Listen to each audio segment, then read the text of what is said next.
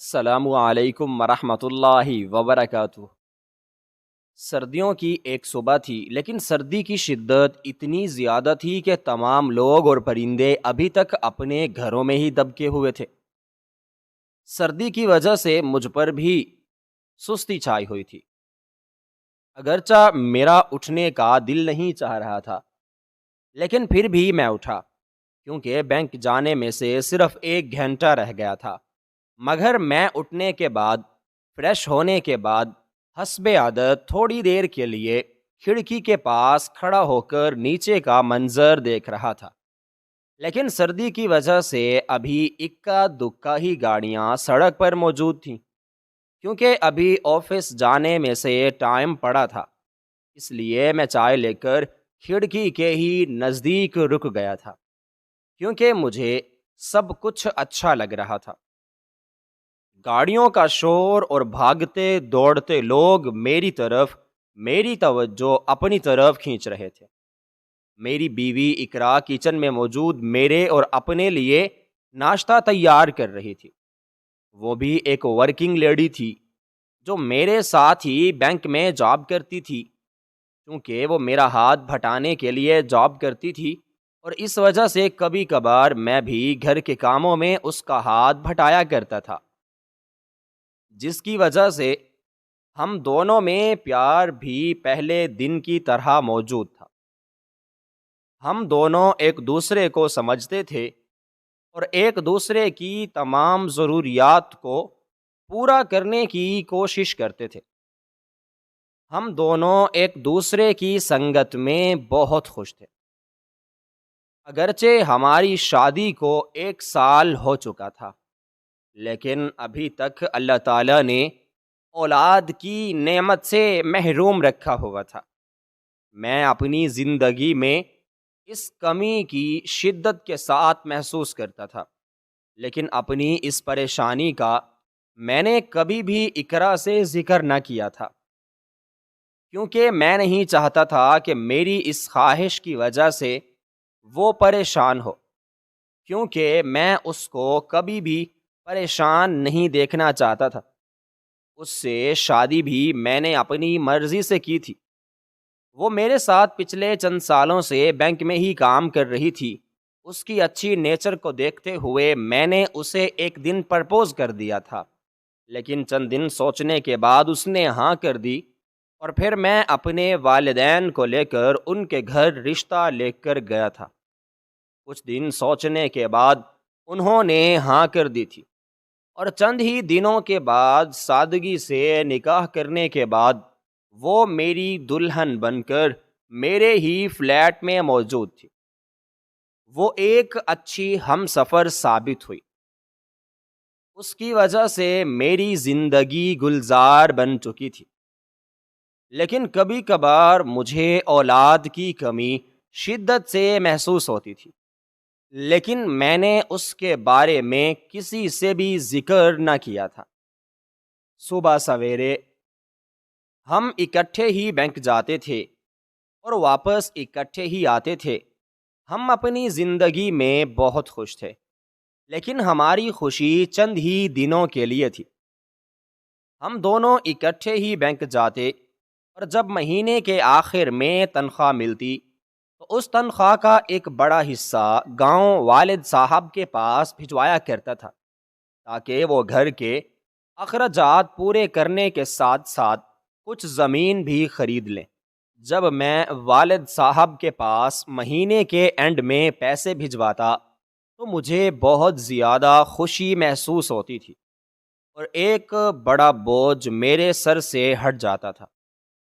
مجھے یہ تسلی رہتی تھی کہ والد صاحب میرے بھیجے گئے پیسے زمین خریدنے میں صرف کر رہے ہیں، کیونکہ والد صاحب ہمیشہ مجھ سے کہتے رہتے تھے کہ بیٹا، زمین ماں کی طرح ہوتی ہے، جو ہر مشکل وقت میں انسان کے کام آتی ہے۔ وہ کہتے تھے کہ زمین نسلوں کے لیے سہارا ہوتی ہے، نوکری، بینک بیلنس، یہ سب کچھ عارضی ہوتا ہے، لیکن زمین انسان کو مشکل وقت میں ماں کی طرح آغوش میں چھپا لیتی ہے۔ میں والد صاحب کی ان باتوں پر بہت یقین کرتا تھا اور ہر مہینے اچھی خاصی رقم انہیں ٹرانسفر کر دیتا تاکہ والد صاحب زمین خرید سکیں۔ لیکن مجھے یہ معلوم نہیں تھا کہ زمین اتنی ضروری کیوں ہے۔ بس مجھے یہ معلوم تھا کہ پچھلے چند سالوں سے والد صاحب اور گاؤں کے زمیندار کے درمیان ایک جھگڑا چل رہا تھا، جس کی وجہ سے وہ دونوں ایک دوسرے کے جانی دشمن بنے ہوئے تھے۔ میں جب بھی گھر جاتا تھا، والدہ صاحبہ اس موضوع پر بات کرنے سے کتراتی تھی، کیونکہ جب بھی اس موضوع پر گھر میں بات چھڑ جاتی تھی تو والد صاحب کی آنکھوں میں سے غصے کی شدت کی وجہ سے شعلے نکلنے لگتے تھے اور ان کی نگاہوں میں ایک عجیب طرح کا غصہ نظر آتا تھا۔ اس وجہ سے اس موضوع پر گھر میں بہت کم ہی بات ہوتی تھی، اور اگر کبھی بھولے سے بات کر بھی لیتا تو پورا دن گھر کا ماحول خراب ہو جاتا تھا، اور پھر گھر میں بات چھیڑنے والے کی خیر نہ ہوتی تھی۔ اس صبح بھی بینک پہنچنے کے بعد جب میں اپنی تنخواہ میں سے کچھ حصہ والد کے پاس بھیج رہا تھا تو میں بہت زیادہ مطمئن تھا، اور پچھلے مہینے میں نے اضافی رقم والد صاحب کے اکاؤنٹ میں ٹرانسفر کر دی تھی، کیونکہ میرے پاس بہت سے پیسے اپنے اخراجات کے لیے پڑے تھے۔ میں نے پیسے ٹرانسفر کرنے کے ساتھ ساتھ والد صاحب کو پیغام بھیج دیا تھا کہ میں نے اس دفعہ تھوڑے زیادہ پیسے بھیج دیے ہیں تاکہ زمین کا معاملہ جلد از جلد حل ہو جائے۔ والد صاحب کے پاس پیسے بھیجنے کے بعد میں مطمئن ہو گیا تھا۔ شادی کے کچھ ہی عرصے کے بعد اقرا اور میں گاؤں میں گھومنے کے لیے گئے تھے۔ ایک دن اقرا نے بھولے سے زمین کے بارے میں پوچھ لیا تھا، جس کی وجہ سے گھر کا ماحول بہت زیادہ خراب ہو گیا تھا۔ اگرچہ والد صاحب نے اقرا کو کچھ بھی نہ کہا تھا، لیکن وہ اسی وقت اٹھ کر گھر سے چلے گئے تھے اور شام کو گھر واپس آئے تھے، لیکن پھر بھی ان کا موڈ ٹھیک نہیں ہوا تھا اور گھر میں ایک سرد مہری کی فضا چھا چکی تھی۔ گھر میں تناؤ کی کیفیت کو کم کرنے کے لیے ہم لوگ جلد ہی گاؤں سے نکل آئے تھے، جاب کا بہانہ بنا کر۔ لیکن فلیٹ پر آنے کے بعد میں نے اقرا کو تمام حقیقت سے آگاہ کر دیا تھا تاکہ اگلی بار جب ہمارا گاؤں میں چکر لگے تو اس سے کوئی بھی غلطی نہ ہو، کیونکہ میں نہیں چاہتا تھا کہ میرے والد صاحب کو کسی بھی قسم کی کوئی پریشانی ہو، کیونکہ اس زمین کی ہی پریشانی کی وجہ سے میرے والد صاحب بلڈ پریشر کے مریض بن چکے تھے، اور میں نہیں چاہتا تھا کہ میرے والد صاحب کی طبیعت دوبارہ میری وجہ سے خراب ہو جائے۔ جو ہی میں نے والد صاحب کو پیغام بھیجا تھا، فوراً اس کا رپلائی نہیں آیا تھا، لیکن پھر بھی میں مطمئن ہو چکا تھا کہ میری وجہ سے کسی کو بھی کوئی پریشانی نہ ہو۔ بینک میں روزمرہ کا ہی رش تھا، سب اپنے کاموں میں مصروف تھے، کوئی بھی میری طرف متوجہ نہ تھا، جس کی وجہ سے میں مطمئن ہو چکا تھا کہ سب کچھ ٹھیک چل رہا ہے۔ اقرا بھی اپنے کام میں مصروف تھی۔ بینک میں بلا وجہ کسی کو بھی ایک دوسرے سے بات کرنے کی اجازت نہ تھی، سب لوگ اپنے کام سے کام رکھتے تھے۔ اقرا اور میں لنچ بریک میں ہی تھوڑی بہت بات چیت کر لیتے تھے، لیکن اس کے علاوہ ہمیں بالکل بھی وقت نہ ملتا تھا کہ ہم ایک دوسرے سے بات کر سکیں۔ جب بینک میں سے چھٹی ہوتی تو ہم گھومنے پھرنے کے لیے نکل جاتے تھے اور سارا دن ایک دوسرے کی سنگت میں گزار دیتے تھے۔ ہم دونوں ایک دوسرے کے ساتھ بہت زیادہ خوش تھے۔ ایک دن صبح سے ہی میرا موڈ بہت اچھا تھا اور بینکنگ کو بالکل بھی دل نہیں چاہ رہا تھا، لیکن مینیجر نے کسی میٹنگ کے سلسلے میں سب کو بینک میں ضرور آنے کے لیے کہا تھا، جس کی وجہ سے مجبوری کی حالت میں بینک میں پہنچا تھا۔ بینک پہنچنے کے بعد اور سارا دن کام کاج کرنے کی وجہ سے میرا موڈ بہت خراب تھا۔ جب بینک مینیجر نے مجھے ایک ضروری فائل سائن کروانے کے لیے مین برانچ میں بھیجا تھا تو میں تھوڑی دیر کے لیے فریش ہونے کی نیت سے فوراً ہی مین برانچ کی طرف روانہ ہو گیا تھا۔ میں موٹر سائیکل چلا کر جا ہی رہا تھا کہ ہلکی ہلکی بارش ہونا شروع ہو گئی تھی، مگر ٹریفک پر معمول کے مطابق رش تھا۔ ایک سگنل پر میں رکا تو بارش میں شدت سے اضافہ ہو چکا تھا، لیکن جو ہی سگنل کھلا تو بارش کی وجہ سے سب میں بھگدڑ مچ چکی تھی اور سب کچھ اپنی منزل پر پہنچنے کی جلدی میں تھا، جس کی وجہ سے سب بے چین تھے۔ سگنل کھلتے ہی میں نے موٹر سائیکل آگے بڑھائی، لیکن ابھی میں چند ہی میل دور گیا تھا کہ ایک تیز رفتار گاڑی میری موٹر سائیکل سے آ کر بری طرح سے ٹکرائی تھی، لیکن اس میں میری کوئی بھی غلطی نہ تھی۔ بارش کے ہونے کے باوجود میں موٹر سائیکل کو اچھے طریقے سے چلا رہا تھا، جس کی وجہ سے ایک زوردار آواز پیدا ہوئی، جس میں میرے منہ سے نکلنے والی چیخ گم ہو کر رہ گئی تھی اور میری آنکھوں کے سامنے بالکل اندھیرا چھا چکا تھا۔ کچھ ہی دیر کے بعد ساری ٹریفک رک چکی تھی اور ہم لوگوں کو دیکھنے کے لیے رک گئے تھے، اور ان میں ہی موجود ایک نیک آدمی نے 112 کے پاس فون کر دیا تھا۔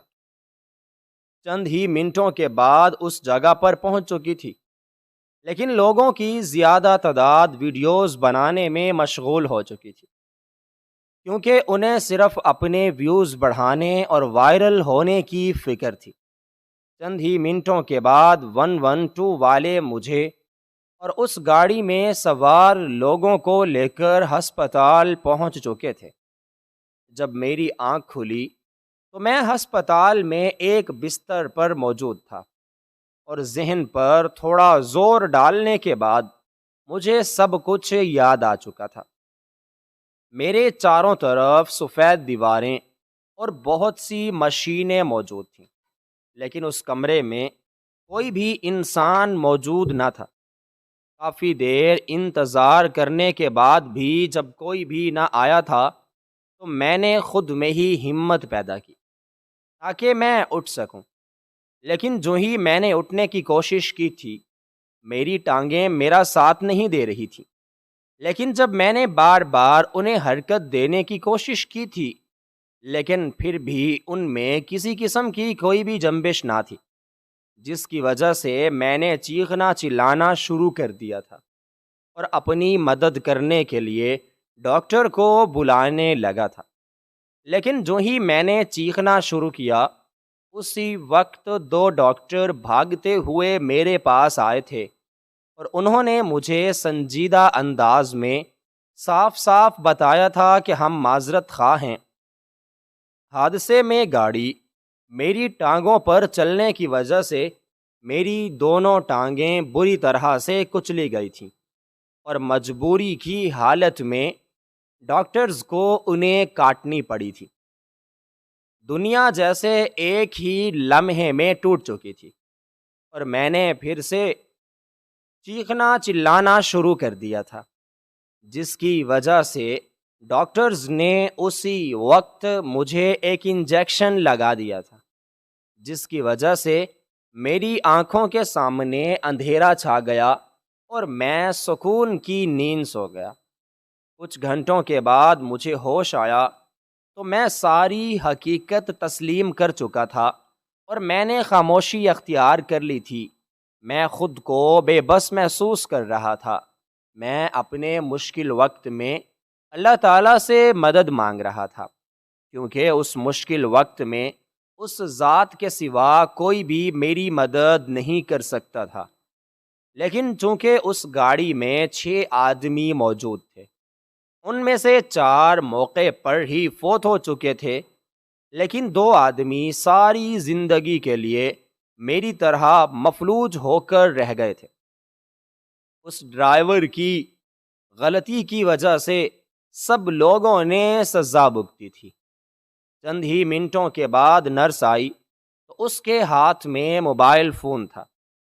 اس نے مجھ سے میرے کسی قریبی کا نمبر مانگا تو میں نے اسے فوراً سے اقرا کا نمبر دے دیا تھا۔ اس کے سوا کوئی بھی میرے پاس اتنی جلدی نہیں آ سکتا تھا، کیونکہ حادثے میں میرا موبائل بھی بری طرح سے کچلا جا چکا تھا۔ وہ ہسپتال بینک سے 2 کلومیٹر کے ہی فاصلے پر موجود تھا۔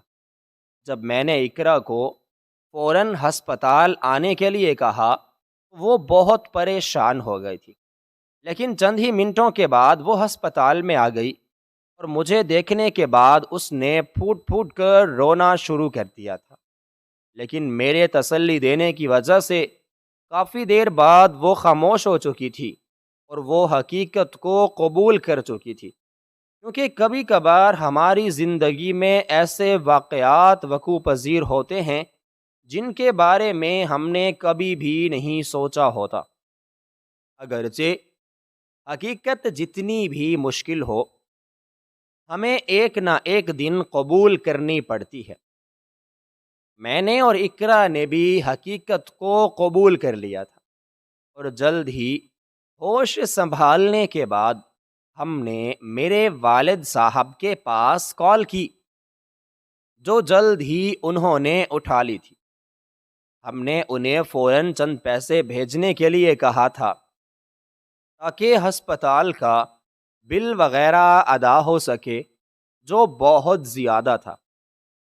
ہم نے اپنی جمع پونجی بھی خرچ کر دی تھی، لیکن پھر بھی بل مکمل طور پر ادا نہیں ہوا تھا۔ لیکن والد صاحب کی طرف سے ملنے والے جواب نے میرے ساتھ ساتھ اقرا کو بھی ہلا کر رکھ دیا تھا۔ والد صاحب نے کہا تھا کہ میرے پاس پیسے نہیں ہیں۔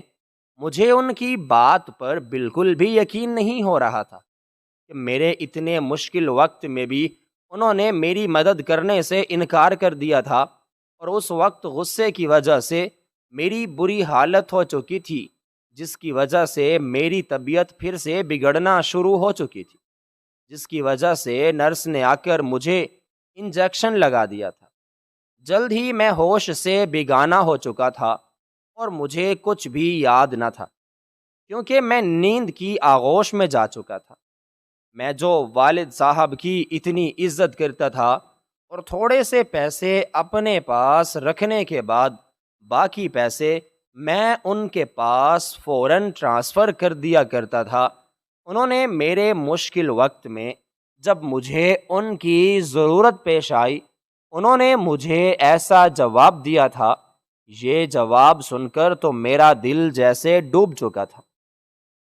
پچھلے 5 سالوں سے میں جو کچھ بھی کماتا تھا ان کے پاس بھیج دیتا تھا، اور میں خواب دیکھتا رہا تھا کہ میرا والد صاحب زمین خرید رہا ہے۔ انہوں نے میری زندگی کے اس موقع پر میری مدد نہ کی تھی، اور انہوں نے خود غرضی سے رخ موڑ لیا تھا، اور وہ اب مجھ سے یہ کہہ رہے تھے کہ ان کے پاس میرے لیے پیسے نہیں ہیں۔ لیکن کہیں سے رقم نہ ملنے کی وجہ سے میں نے کچھ پیسے ہسپتال میں ادا کر دیے تھے، اور میں نے ہسپتال میں درخواست دی تھی کہ باقی کے پیسے میں چند ہی دنوں میں ادا کر دوں گا، جس کی وجہ سے اسی ہی شام میں اقرا کے ساتھ گھر واپس آ گیا تھا۔ لیکن میں بہت زیادہ پریشان تھا، کیونکہ گھر کے اخراجات اب زیادہ ہو چکے تھے اور میں بالکل بھی کسی بھی کام کا نہ رہا تھا۔ میں بہت زیادہ پریشان تھا۔ اسی وقت دروازے پر دستک ہونا شروع ہو گئی۔ جب اقرا نے دروازہ کھولا تھا تو وہاں پر ایک اجنبی دیہاتی شخص موجود تھا جس کے ہاتھ میں ایک لفافہ تھا۔ میری اجازت سے اقرا نے اسے اندر آنے دیا تھا۔ میں سمجھا تھا کہ وہ میرے والد صاحب کی طرف سے بھیجا گیا انسان تھا۔ میں تو سمجھ رہا تھا کہ وہ شخص میرے والد کی طرح سے میری مدد کرنے کے لیے بھیجا گیا ہے، کیونکہ میرے والد صاحب بیماری کی وجہ سے اتنی دور سفر نہیں کر سکتے تھے، لیکن سب کچھ میری سوچ کے برعکس نکلا تھا۔ وہ درمیانی عمر کا شخص بہت ہی عجیب برتاؤ کر رہا تھا اور کمرے میں موجود سب چیزوں کو گھور گھور کر دیکھ رہا تھا۔ اس کی گندی نگاہوں کی وجہ سے میں بہت زیادہ پریشان ہو گیا تھا، کیونکہ وہ بار بار اقرا کو دیکھ رہا تھا۔ اس کی نظروں میں موجود گندگی کو دیکھ کر میں نے اقرا کو وہاں سے جانے کا حکم دیا تھا، اور وہ جلد ہی چائے کا بہانہ بنا کر کچن کی طرف چلی گئی تھی۔ اس کے چلے جانے کے بعد اس نے اپنی نگاہوں کا رخ میری طرف کر لیا تھا، اور اس نے میری طرف متوجہ ہو کر بولا کہ تمہارے والد صاحب کا ابھی بہت سا قرض رہتا ہے جو تم نے ہی چکانا ہے۔ میں اس کی باتیں سننے کے بعد بہت حیران ہو چکا تھا، کیونکہ مجھے نہیں معلوم تھا کہ میرے والد نے کسی کا قرض چکانا ہے۔ اس وجہ سے اس آدمی کی بات سننے کے بعد میں بہت پریشان ہو گیا تھا۔ میں نے حیرت سے اسے دیکھتے ہوئے پوچھا کہ کون سا قرض؟ میری بات سننے کے بعد اس نے ایک زوردار کہا لگایا تھا، اور ہنسنے کے دوران ہی وہ بولا کہ حیرت ہے، تمہارے باپ نے تمہیں اپنے قرض کے بارے میں نہیں بتایا۔ اس کے بات کرنے کے لہجے کو محسوس کر کے میں بہت زیادہ پریشان ہو چکا تھا۔ اس نے ہنستے ہوئے مجھے بتایا کہ تمہیں نہیں پتا کہ ہمارے مالک سے تمہارے والد کا سالوں پہلے ایک جھگڑا ہوا تھا، جس میں ہمارا بہت زیادہ نقصان ہوا تھا۔ اس جھگڑے میں جو نقصان ہوا تھا اس کا حساب کتاب ابھی باقی ہے۔ اس کی باتیں سن کر میں بہت زیادہ پریشان ہو گیا تھا، کیونکہ والد صاحب نے کبھی بھی ہمیں اس لڑائی کے بارے میں نہیں بتایا تھا۔ اس اجنبی دیہاتی نے تھیلے میں سے ایک بہت ہی پرانا لفافہ نکالا تھا، اور اس نے اس لفافے کو میرے سامنے رکھ دیا تھا، اور اس پر موجود الفاظ پڑھ کر میں دنگ رہ چکا تھا۔ رقم واجب الادا، ورنہ اپنے انجام کے لیے تیار رہو۔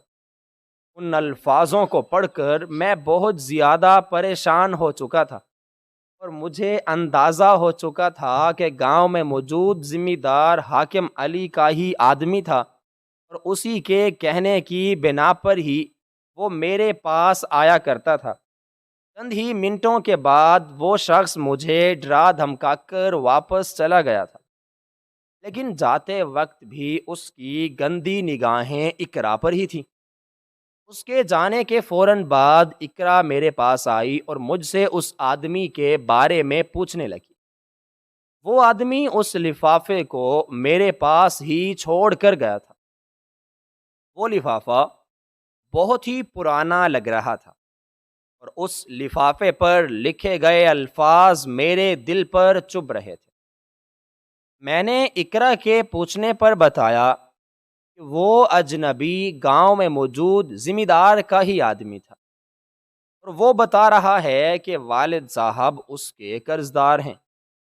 وہ میری بات سننے کے بعد ہنس پڑی، لیکن اس کی ہنسی میں بھی تشویش تھی، اور اس نے مجھ سے حیرت سے پوچھا تھا کہ تمہارے ابا، وہ تو ہر ماہ تم سے اچھی خاصی رقم لیتے تھے اور کہتے تھے کہ وہ زمین خریدتے ہیں، اور اب ان پر قرض کیسا؟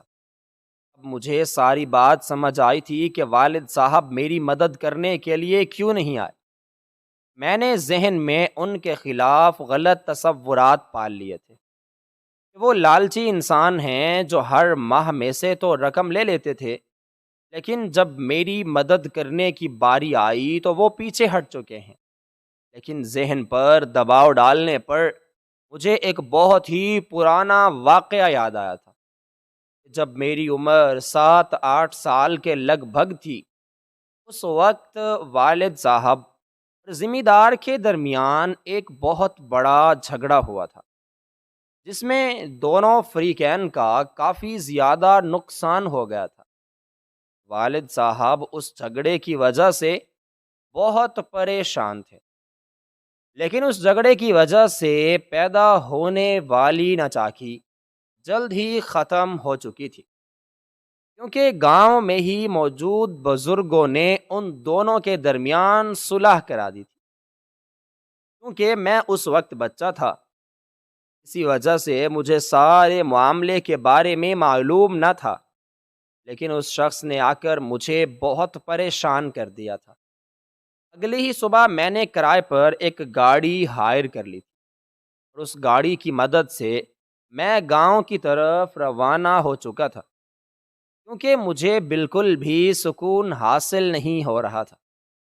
میں نے اس جھگڑے کے بارے میں کبھی بھی والد صاحب سے نہیں پوچھا تھا، لیکن میں اب حقیقت جاننا چاہتا تھا۔ اقرا مجھے گاؤں لے جانے سے روکتی رہی تھی، کیونکہ میری صحت اس حد تک تو سنبھلی تھی کہ میں گاؤں جا سکوں، لیکن میں نے اس کی ایک بھی بات نہ سنی تھی اور گاؤں کی طرف روانہ ہو گیا۔ میری وجہ سے اس نے بینک سے چھٹیاں لی ہوئی تھی، اس لیے وہ بھی میرے ساتھ ہی گاؤں کے لیے جا رہی تھی۔ راستے میں مجھے میرا ایک بہت ہی پرانا جگری دوست مل گیا تھا، جو گاؤں کی ہی طرف پیدل سفر کیے جا رہا تھا۔ میں نے اسے اپنے ساتھ گاڑی میں آنے کی آفر کی اور وہ میرے ساتھ روانہ ہو پڑا، کیونکہ ہم دونوں کی منزل ایک ہی تھی۔ باتوں ہی باتوں میں پرانی باتوں کا ذکر ہو پڑا اور اس نے ہنستے ہوئے مجھے بتایا کہ یار، تمہارے ابا کے قصے آج بھی گاؤں میں سنائے جاتے ہیں۔ لوگ کہتے ہیں کہ تمہارے والد صاحب نے ایک بار ذمہ دار کے منہ پر ایک ایسی بات کہہ دی تھی، ان کے درمیان ایک بہت بڑا جھگڑا ہوا تھا جو چند مہینے جاری رہا تھا۔ میں نے فوراً پوچھا کہ کس بات کی بنا پر ان دونوں میں جھگڑا ہوا تھا، کیونکہ اسی بارے میں حقیقت جاننے کے لیے میں اپنی صحت اور بیماری کی بھی پرواہ کیے بغیر گاؤں جا رہا تھا۔ لیکن اس نے اپنے کندھے اچکاتے ہوئے مجھے جواب دیا تھا کہ مجھے صرف اتنا معلوم ہے کہ زمین اور پیسوں کے علاوہ ان دونوں کے درمیان کسی کی جان کی وجہ سے جھگڑا ہوا تھا۔ میں اپنے اس جگری دوست کی بات سن کر بہت زیادہ حیران بھی ہوا اور ساتھ ساتھ پریشان بھی ہو گیا تھا، کیونکہ میں تو سمجھا تھا کہ صرف زمین کا ہی مسئلہ ہے، لیکن مجھے نہیں معلوم تھا ان کے درمیان کسی کی جان جانے کی وجہ سے جھگڑا ہوا تھا، لیکن کس کی جان؟ میں اس بارے میں سوچ سوچ کر پریشان تھا، جلد از جلد حقیقت جاننا چاہتا تھا۔ میں بے صبری سے گاؤں میں پہنچنے کا انتظار کر رہا تھا، لیکن جب ہم لوگ گاؤں پہنچے تو شام ہو چکی تھی۔ مجھے یوں ویل چیئر پر دیکھ کر سب دنگ رہ گئے تھے، کیونکہ میں نے انہیں اپنے ایک چھوٹے موٹے ایکسیڈنٹ کے بارے میں بتایا تھا، لیکن وہ مجھے اچانک ویل چیئر پر دیکھ کر رونا شروع ہو گئے تھے، اور ان کی آنکھوں میں سے زور و شور سے آنسو بہہ رہے تھے، اور اپنے بیٹے کی اس حالت کو دیکھ کر وہ بہت پریشان ہو گئے تھے۔ لیکن میں نے انہیں تسلی دی تھی کہ میں بہت جلد بیرون ملک میں سے اپنا علاج کرواؤں گا اور اس کے بعد بالکل ہی صحت مند ہو جاؤں گا۔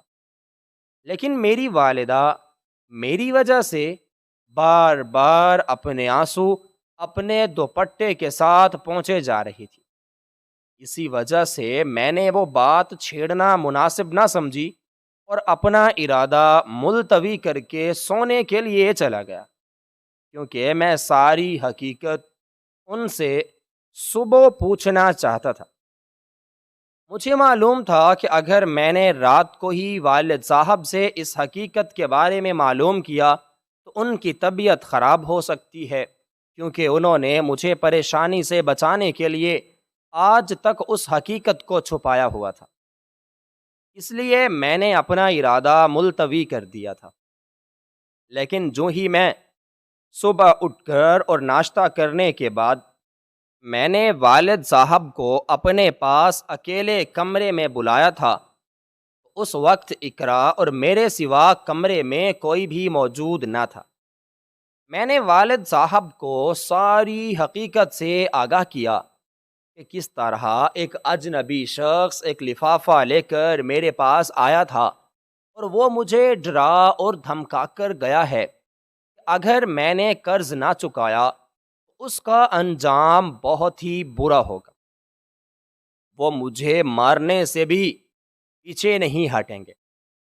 جب میں نے ساری حقیقت کے بارے میں اپنے والد صاحب کو بتایا تو وہ بہت زیادہ پریشان ہو گئے تھے، کیونکہ انہوں نے نہ صرف مجھ سے بلکہ اپنے باقی بچوں سے بھی چھپایا ہوا تھا، کیونکہ وہ بچوں کو پریشان نہیں کرنا چاہتے تھے۔ لیکن اب چونکہ ساری حقیقت سامنے آ چکی ہے، اس وجہ سے میرے والد صاحب نے ہمیں حقیقت سے آگاہ کرنا شروع کر دیا۔ انہوں نے اپنا گلا صاف کرتے ہوئے ہمیں بتایا کہ چند سال پہلے ذمہ دار اور ان کے درمیان ایک ہی زمین کی وجہ سے جھگڑا ہو گیا تھا، کیونکہ ہماری زمینیں اور ذمہ دار کی زمینیں ایک ساتھ ساتھ تھیں، کیونکہ میرے والد صاحب کی زمینوں پر پچھلے چند سالوں سے بہت ہی اچھی فصل ہو رہی تھی اور ذمہ دار کی فصل نقصان میں جا رہی تھی، جس کی وجہ سے میرے والد صاحب دن بدن امیر تر ہوتے جا رہے تھے اور ترقی کرتے جا رہے تھے۔ لیکن ذمہ دار کو بالکل بھی منظور نہ تھا کہ کوئی ان سے آگے بڑھ جائے۔ اس وجہ سے انہوں نے حسد اور جلن کے مارے اپنے ایک آدمی کو حکم دیا تھا کہ وہ والد صاحب کی تمام فصل کو آگ لگا دے۔ اس آدمی نے اپنے مالک کی بات پر عمل کیا تھا اور ذمہ دار کے اس آدمی نے رات کے ہی اندھیرے میں والد صاحب کے رکھے گئے منشی کو قتل کر دیا تھا، اور اس آدمی نے والد صاحب کی ساری تیار فصل کو رات کے اندھیرے میں جلا دیا تھا، جس کی وجہ سے والد صاحب اور ذمہ دار کے درمیان ایک بہت بڑا جھگڑا ہو گیا تھا، اور وہ جھگڑا اس حد تک بڑھ چکا تھا کہ دونوں ایک دوسرے کی جان کے دشمن بن چکے تھے۔ اگرچہ گاؤں میں موجود بزرگ صلح کروانے کی کوشش کر رہے تھے، لیکن کوئی بھی پیچھے ہٹنے کے لیے تیار نہ تھا۔ میرے والد صاحب نے رات کے اندھیرے میں ہی جا کر، جب اس بات کو کافی عرصہ گزر چکا تھا، ذمہ دار کی تمام ہی فصلوں کو آگ لگا دی تھی۔ جب ذمہ دار کو اس سب کے بارے میں معلوم ہوا تو وہ بہت زیادہ غصے میں آ گئے تھے، اور انہوں نے میرے والد صاحب کو قتل کروانے کی کوشش بھی کی تھی۔ لیکن یہ میرے والد صاحب کی خوش قسمتی تھی کہ وہ بچ گئے تھے۔ لیکن دن بدن گاؤں میں بڑھتی ہوئی کشادگی کو دیکھتے ہوئے گاؤں کے بزرگوں نے ان دونوں کے درمیان صلح کروانے کی کوشش بہت زیادہ کی تھی، اور ان دونوں کے درمیان ایک معاہدہ طے کر دیا تھا کہ دونوں نے ایک دوسرے کا جو بھی نقصان کیا ہے اس کی قیمت ایک دوسرے کو دے، تاکہ گاؤں میں امن و سکون پیدا ہو سکے، کیونکہ ان دونوں کی لڑائی کی وجہ سے باقی مزدوروں کی زندگی بھی بری طرح متاثر ہو رہی تھی، اور ان کے گھروں میں فاقوں کی نوبت آ چکی تھی۔ کیونکہ گاؤں میں میرے والد اور ذمہ دار کی ہی زیادہ تر زمینیں تھیں، لیکن دونوں ایک دوسرے سے جھگڑے کی وجہ سے پچھلے کافی مہینوں سے زمینوں میں کام کاج بالکل کرنے والا ختم ہو چکا تھا، کیونکہ دونوں ایک دوسرے کو دھمکی دی ہوئی تھی کہ وہ دونوں ایک دوسرے کی تیار کھڑی فصلوں کو آگ لگا دیں گے۔ اس وجہ سے دونوں ایک دوسرے کی ضد کی وجہ سے نقصان پر نقصان اٹھائے جا رہے تھے۔ زمیندار کے پاس تو بہت پیسہ تھا، اس وجہ سے اس نے اسی وقت میرے والد صاحب کے نقصان کی بھرپائی کر دی تھی، لیکن چونکہ میرے والد صاحب کی بانسبت ذمہ دار کا 10 گنا زیادہ رقبہ تھا، جس کے نقصان کی بھرپائی والد صاحب آج تک کر رہے تھے۔ اسی نقصان کو پورا کرنے کی وجہ سے والدہ کے سارے زیورات بک چکے تھے، اور میرے والد صاحب مجھ سے پیسے لینے کے بعد گھر کے اخراجات کو پورا کرنے کے لیے کچھ پیسے رکھنے کے بعد باقی پیسے زمیندار کو دے دیتے تھے، لیکن والد صاحب مجھے پریشانی سے اور اذیت اور تکلیف سے بچانے کے لیے مجھے جھوٹ بولتے تھے کہ وہ زمین خرید رہے ہیں، لیکن پچھلے چند مہینوں سے ذمہ دار حاکم علی نے والد صاحب پر دباؤ ڈالا ہوا تھا کہ وہ جلد از جلد ایک ہی ساتھ والد صاحب کے سارے پیسے لوٹا دیں، لیکن والد صاحب اس کے سارے پیسے ایک ساتھ لٹانے سے بالکل قاصر تھے، جس کی وجہ سے ذمہ دار نے والد صاحب کی تمام تر زمینوں پر قبضہ کر لیا تھا، اور ہر دن وہ والد صاحب کو پریشان کرنے کی کوشش کرتا رہتا تھا۔ والد صاحب نے اب تک ساری حقیقت ہم سے چھپائی ہوئی تھی، اور وہ خود ساری پریشانی برداشت کر رہے تھے، جس کی وجہ سے ان کی صحت دن بدن گرتی جا رہی تھی۔ یہ حقیقت جاننے کے بعد میں بہت پریشان ہو چکا تھا۔ اقرا نے پیسے جمع کرنے کے لیے اپنے سارے زیورات بیچ دیے تھے، لیکن پھر بھی اتنے پیسے جمع نہ ہو پائے تھے کہ ذمہ دار کے نقصان کی بھرپائی کی جاتی۔ اس وجہ سے سب بہت پریشان تھے۔ اگلے ہی دن وہی اجنبی ایک بڑی سی گاڑی میں سوار ہو کر میرے پاس واپس آیا، اور اس نے مجھے پھر ایک لفافہ دیا جس پر ذمہ دار کی طرف سے بھیجا جانے والا پیغام درج کیا ہوا تھا، لیکن جو ہی میں نے اس پیغام کو پڑھنے کے بعد میرے پیروں کے نیچے سے تو زمین نکل پڑی، کیونکہ اس لفافہ پر موجود الفاظ پڑھ کر میں دنگ رہ چکا تھا، کیونکہ اس پر لکھا تھا کہ ابھی تو تم صرف ٹانگوں سے معذور ہوئے ہو، لیکن چونکہ اب اس گاؤں میں آ چکے ہو، اس وجہ سے اب واپس بچ کر نہیں جا پاؤ گے۔ میں بہت زیادہ پریشان ہو گیا تھا۔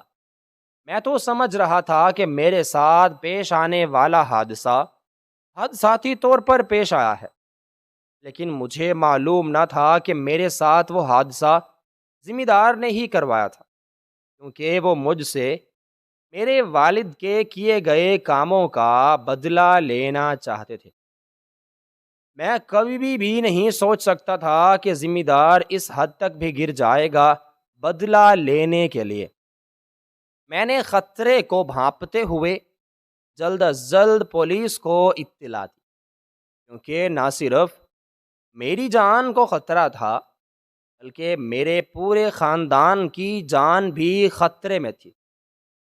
میں نے پولیس کو ثبوت کے طور پر وہی پرانا لفافہ دکھایا تھا، جس سے صاف صاف ظاہر ہو رہا تھا کہ میرا ایکسیڈنٹ اس ذمہ دار نے کروایا تھا، لیکن پولیس نے کچھ اور ثبوت مانگے، اور میں نے اس کے خلاف ثبوت تلاش کرنے شروع کر دیے۔ میں نے ذمہ دار حاکم علی کے ہی ایک بندے کو اپنے ساتھ ملا لیا تھا، اور اس نے میری مدد کرنے کے لیے حامی بھر لی تھی۔ ذمہ دار حاکم علی در حقیقت ایک عیاش قسم کا شخص تھا۔ اس نے گاؤں میں ہی موجود چند غریب لوگوں کی زمینوں کو ہڑپ کر لیا تھا اور ان پر سانپ بن کر بیٹھ گیا تھا، کیونکہ وہ لوگ ذمہ دار حاکم علی کا مقابلہ نہیں کر سکتے تھے، اس لیے انہوں نے خاموشی اختیار کر لی۔ دراصل ذمہ دار حاکم علی اکلوتا بیٹا ہی تھا۔ اس کی صرف ایک ہی بہن تھی جو بہت زیادہ پڑھی لکھی تھی۔ اس کا والد ایک بہت ہی نیک انسان تھا جو پورے گاؤں کا سرپنچ مانا جاتا تھا۔ اپنی نیک طبیعت کی وجہ سے وہ سب کے ساتھ انصاف کا معاملہ کرتا تھا۔ اس کی نیک طبیعت کی وجہ سے وہ پچھلے چند سالوں سے گاؤں کا سرپنچ تھا، لیکن جو ہی اس کا بیٹا جوان ہوا وہ بری عادتوں میں پھنستا گیا تھا۔ اس نے اس کو روکنے کی بہت زیادہ کوشش کی تھی، لیکن وہ اپنی حرکتوں کی وجہ سے باز نہ آیا اور بار بار باپ کے سمجھانے کی وجہ سے وہ تنگ ہو کر رہ گیا تھا۔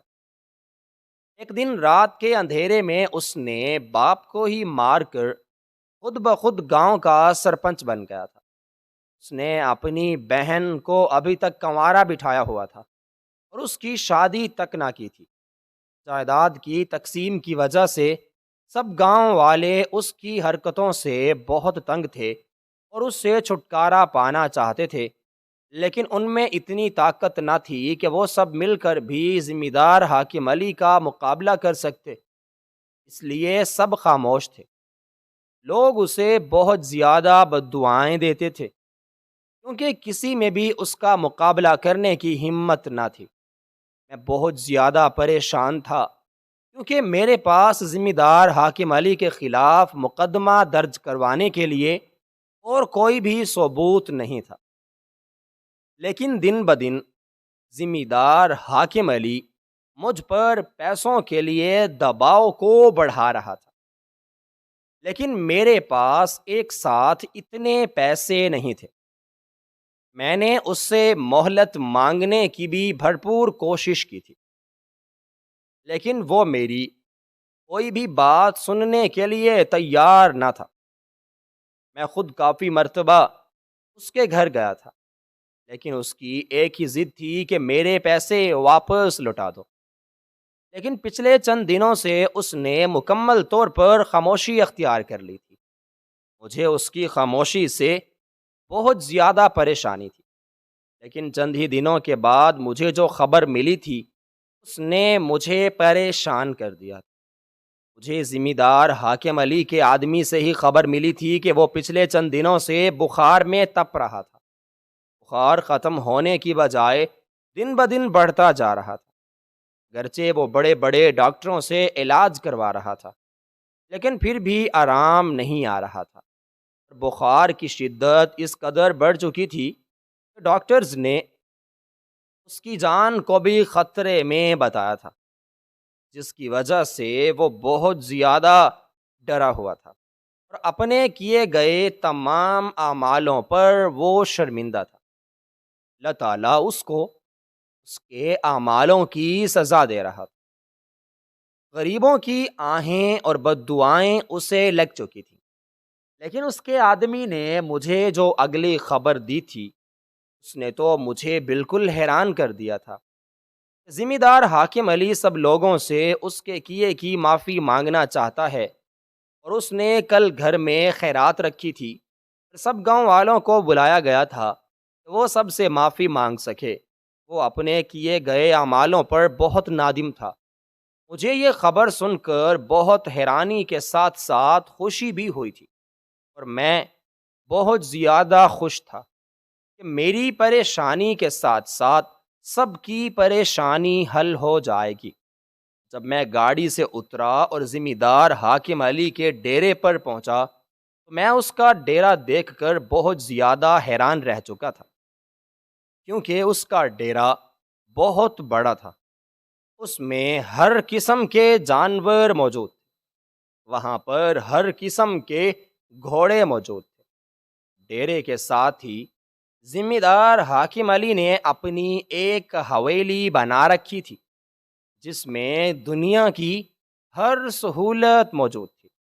اس حویلی کی دیواریں اس قدر اونچی تھیں کہ ان دیواروں کو کوئی بھی نہیں پھلانگ سکتا تھا، اور اس حویلی کو چاروں اطراف سے ذمہ دار حاکم علی کی طرف سے ہائر کیے گئے سیکیورٹی گارڈوں نے گھیر رکھا تھا، اور وہاں پر سیکیورٹی اس قدر مضبوط تھی کہ ذمہ دار حاکم علی کی اجازت کے بغیر پرندہ بھی وہاں پر نہیں مار سکتا تھا، اور کسی کو بھی ذمہ دار حاکم علی کی حویلی میں داخل ہونے کی اجازت نہ تھی۔